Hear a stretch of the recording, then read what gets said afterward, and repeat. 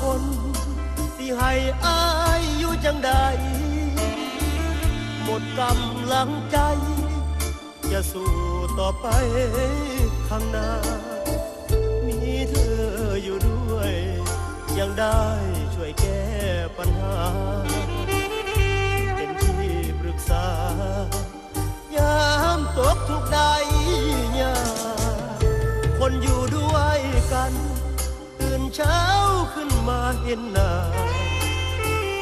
สิมาห่างลาอายมันทำใจลำบากสิอยู่จังใด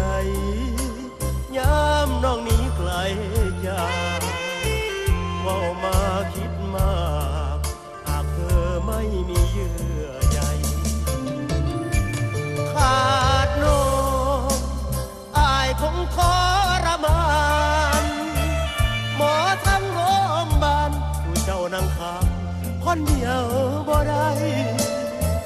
ให้สิมาคำเขียนยามอายเจ็บป่วยไข้ถ้าขาดเธอไปคงตายทิ่มคือว่าสิอยู่จังใด